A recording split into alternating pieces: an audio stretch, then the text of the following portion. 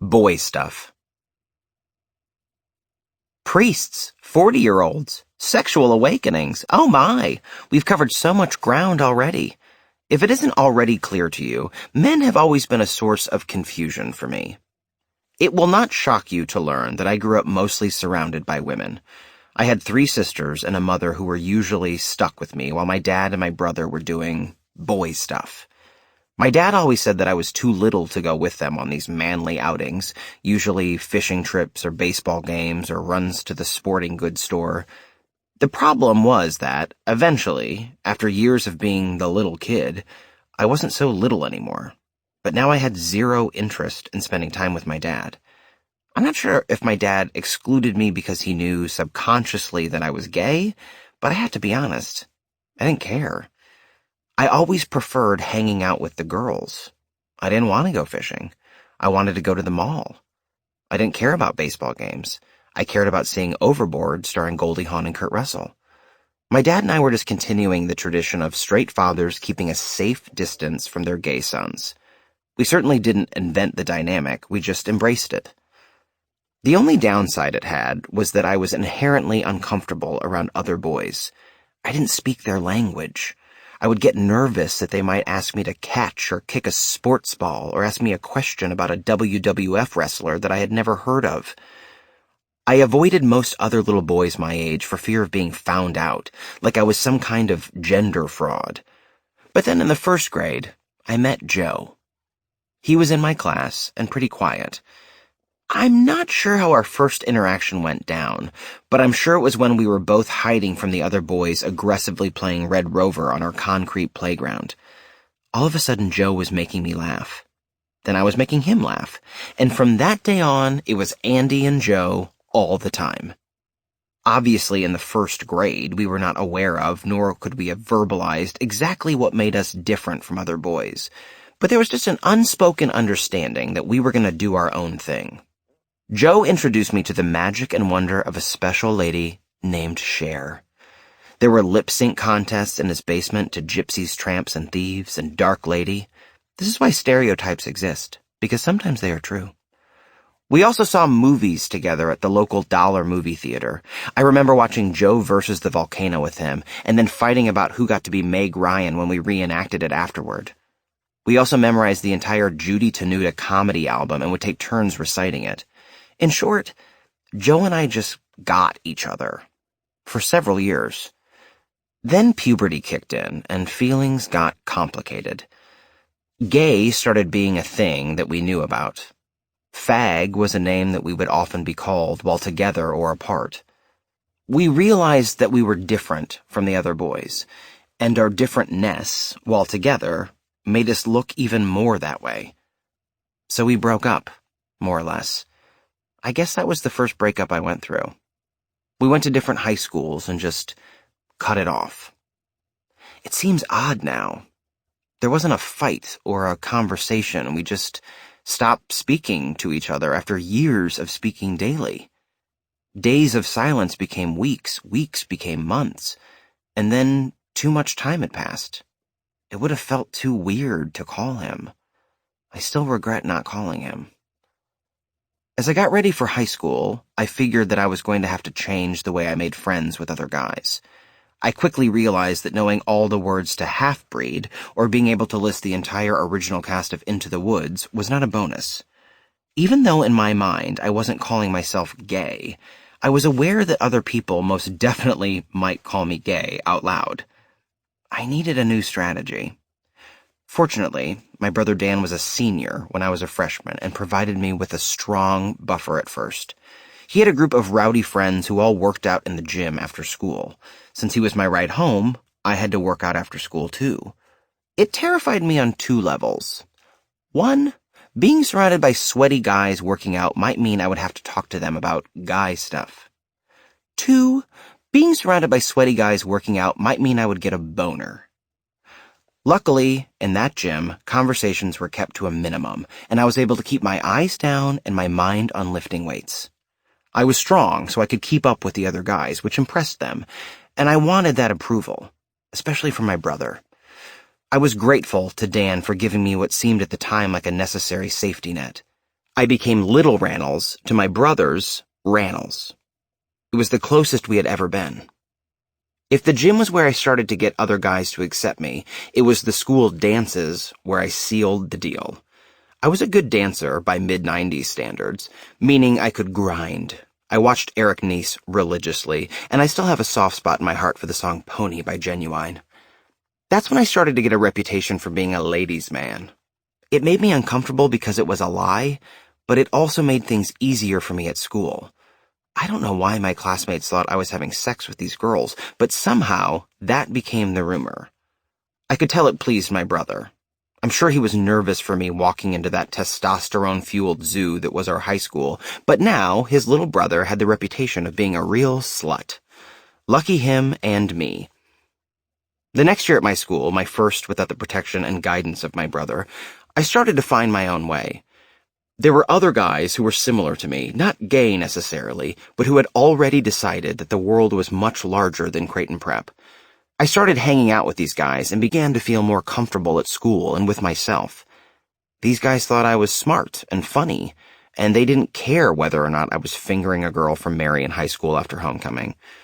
I started making real friends, including one who would become both a savior to me and a constant tormentor. His name was Colin. Colin.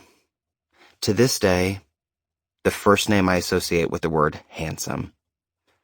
This Colin, my Colin, looked like he had walked straight out of a Jane Austen novel.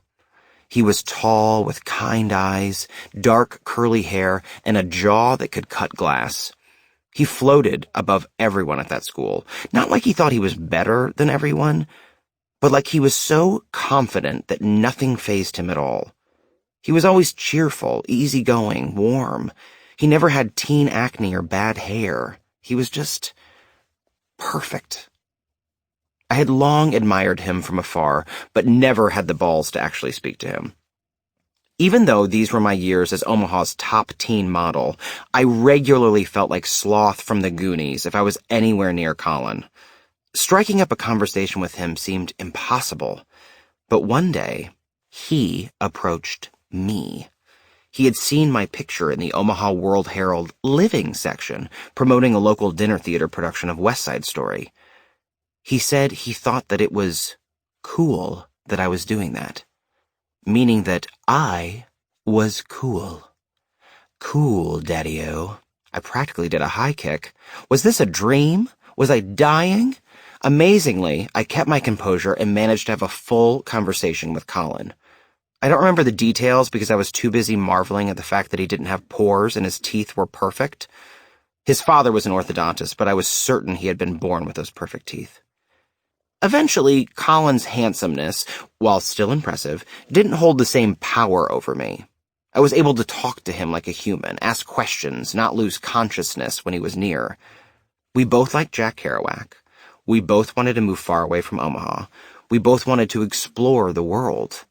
We started going to movies, the mall, lunches off campus. I even sat through an entire baseball game with him. Years went by, and we remained close like this. In the back, and usually the front, of my mind, I had hoped that maybe something more might be happening. The slightest touch, a look that went on too long, might mean something deeper was at play. But I certainly wasn't going to make the first move. It was too dangerous. Our friendship had begun while I was in the throes of my relationship with the 40-year-old. I was sexually curious, frustrated with my lack of romance, and terribly impatient. I was also too scared to talk to Colin about these feelings I was having for him, so sleeping with a 40-year-old seemed like a safer bet. I assumed the 40-year-old wasn't going to tell anyone. How incredibly wrong I was, as we have learned. After my brief but doomed love affair with the dancer Craig in Miami, I was more convinced than ever that a painful and regrettable relationship with that older man was all I deserved. Colin was too good for me. The night of my senior prom, I went with my friend Randy, a girl I had done countless community theater shows with. She was beautiful, knew that I was gay, and didn't care in the slightest. She was the perfect teenage beard. Once we arrived, I sought out Colin. He looked more handsome than I had ever seen a man look. We were standing on the edge of the dance floor. Night Swimming by REM was playing. I pretended that Colin was my date and that we were dancing together at our senior prom. He looked so beautiful. I just wanted to be close to him. I tried to step as close to him as I could without being caught. It was nice to pretend for a moment that it was real. Colin and I graduated from Creighton Prep in May of 1997. That fall, he was going to college in Boston, and I was going to college in New York. I had dreams of us visiting each other on weekends, continuing our friendship on the East Coast, and who knew, maybe it would finally grow into something else once we were out of Omaha. I was nothing if not persistent in my daydreams. Toward the end of the summer, days before we were both leaving for college, I decided that it was time for me to tell Colin I was gay. It's embarrassing to admit, but I thought that maybe saying the words to him might spark a shift in our relationship. That if I said it first, now free from the eyes and ears and judgments of high school, then maybe he would say it back to me. I pictured us kissing for the first time on his front porch. In my mind, it was raining, with all of the passion of Winona Ryder kissing Jake Ryan in Mermaids. I know that's not the actor's name, but that's who he is to me. I went to Colin's house. We talked about college and moving details for a while, and then I slowly made my way outside to his front porch so we could say goodbye. The sprinklers were on. It wasn't rain, but it was good enough, and I took it as a sign I should go ahead with my coming out speech. So, I told him. I told him that I was gay and that I really valued his friendship and wanted him to know. Colin smiled, and then he hugged me. But it wasn't romantic. It was supportive and loving, and what I had been missing for a long time. He told me that he was touched that I told him, that he was proud of me for being honest, and that he loved me and would always be my friend. We said our goodbyes and vowed to talk soon, and then I got in my car, drove around the corner, and cried. Yes, there was a part of me that wanted Colin to love me the way I loved him. Yes, there was a part of me that wished I were in his bed at that moment instead of alone in my Ford Escort listening to Kissing You by Desiree. But I realized what was more important, more than any romance, was that he was my friend. And had been for years. Colin was the first non-theater friend I had said those words, I am gay to, and I had been met with love and support. I fell in love with him more deeply that night, but not how I'd expected. Side note, we are still friends today. Days later, Colin and I both left Nebraska. No offense to the Omaha school system, but I had very little clue about how close Boston and New York actually were to each other. Had I known it was just a few hours away on the Fung Hua bus, I probably would have visited Colin immediately. But I didn't know that, and what's more, I was preoccupied with making my place in New York. Still, I had a Colin-sized hole in my heart, and I was afraid that nothing would repair it. Then I met Chris the second month of college. He was sitting on the floor outside the drama department offices reading Sam Shepard 7 Plays. Gorgeous, dangerously thin, with blue-gray eyes and floppy hair, he was Jordan Catalano. He said hello to me and my heart stopped. We had a very casual, not flirtatious conversation, and it quickly became clear to me that he was not gay. Even without the potential of romance, I enjoyed talking to him, and slowly my disappointment switched to hopefulness that I was making a new friend. Maybe he could be my Colin in New York. He seemed friendly, and it didn't hurt that he was beautiful. We exchanged numbers and agreed that we would hang out sometime. Just like that, I had my first straight male college friend. It took us a couple weeks to actually hang out, and when we did, Chris suggested we go to an Irish pub in the West Village called Fiddlesticks. As I read this line, I am reminded how confused I was by this suggestion. In 1997, the West Village was still uber gay, but an Irish pub in the West Village? Not so gay. I figured maybe it was his effort to split the difference for us. Even though we were both underage, we were served copious amounts of alcohol that night. I began to understand why Chris had picked this bar. We were laughing and joking, and I quickly found that I really liked him. I was able to be myself with him, and he seemed totally relaxed with me. Then, he kissed me. He kissed me hard, in an Irish pub in the West Village. It was like all the romance of Titanic and Baz Luhrmann's Romeo and Juliet wrapped up into one teenage kiss. Basically, it was like I was kissing Leonardo DiCaprio.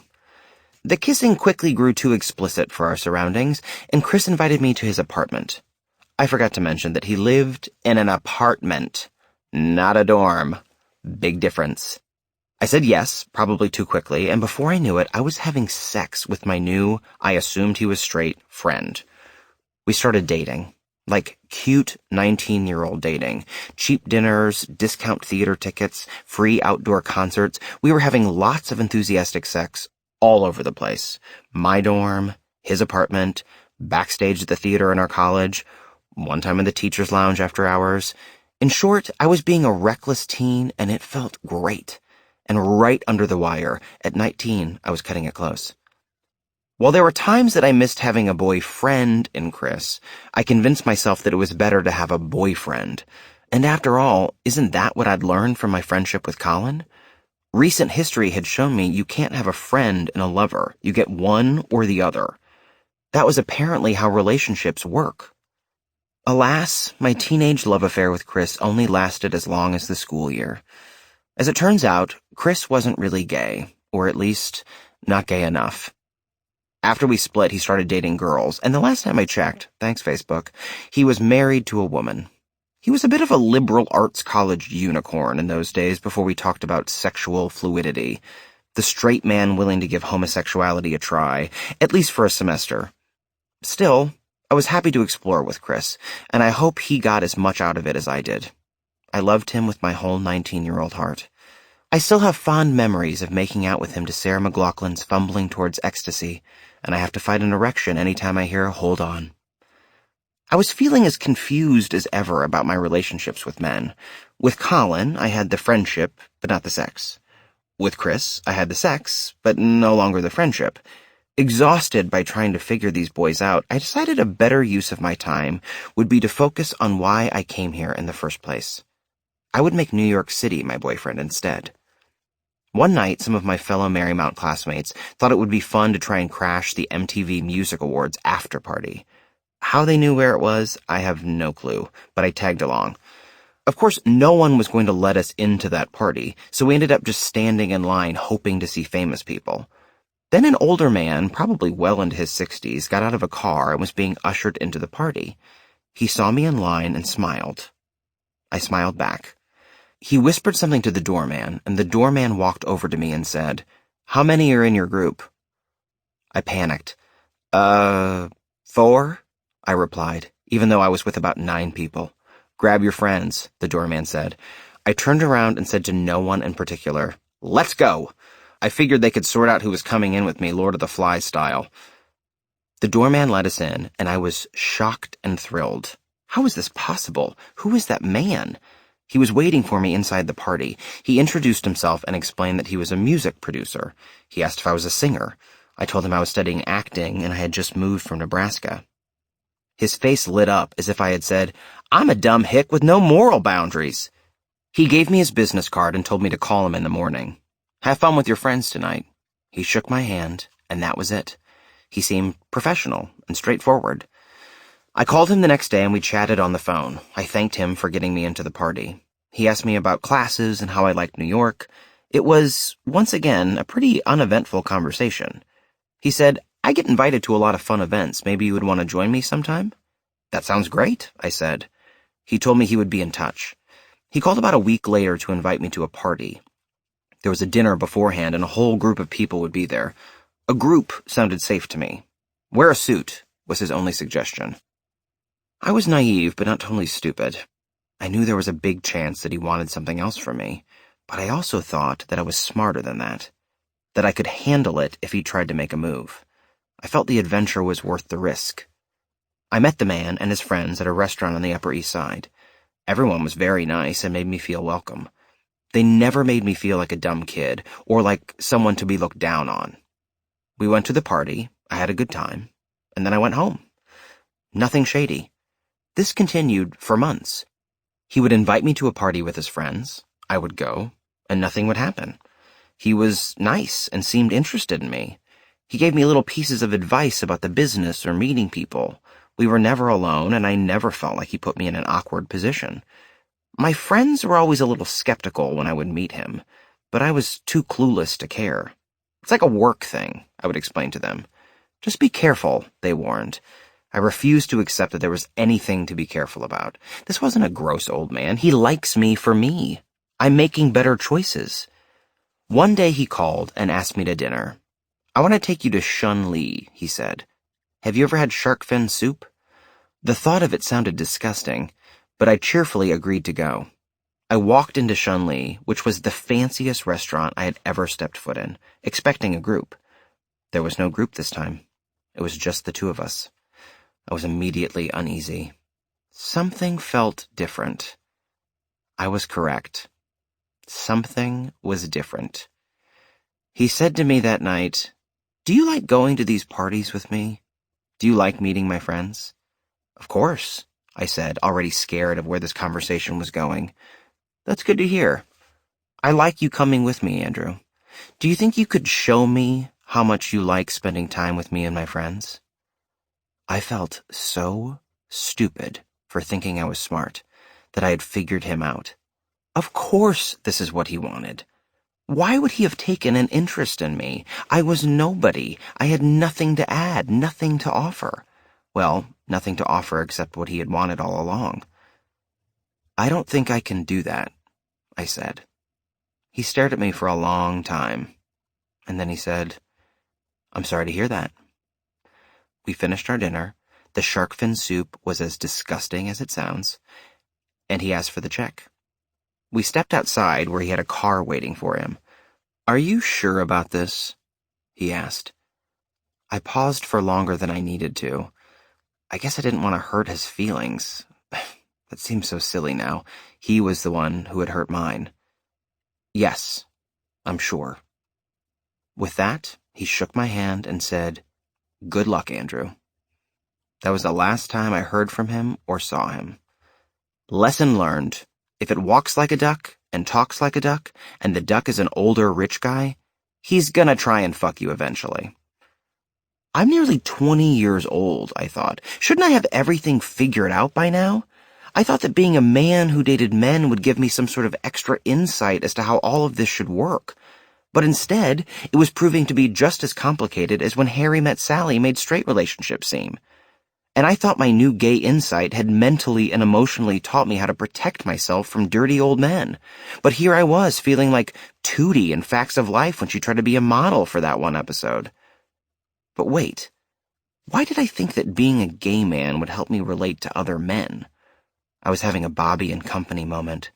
Come on, you're onto something, Bobby, you're onto something. Maybe men are hard to understand whether or not you got asked to do the boy stuff growing up. And maybe, just maybe, people are just really complicated, and you can never plan on them doing anything that you expect them to do. Or even more, what you hope they will do. I can't tell you that this realization was comforting exactly, but it did calm me a bit. If my relationship with my father and brother was any indication, it just took me a little bit longer to find my common ground with other men. What's more, I didn't need a boyfriend at this very second. I had things to focus on. School, a budding career, friendships. And if friendships with women were easier for me to navigate, who cares? What's wrong with that? Maybe that's just where I was at the moment. Maybe that's where I would be for a while, and that was okay with me. I felt certain that a boyfriend would arrive at some point. In the meantime, there was fun to be had, and I had the perfect person to have it with.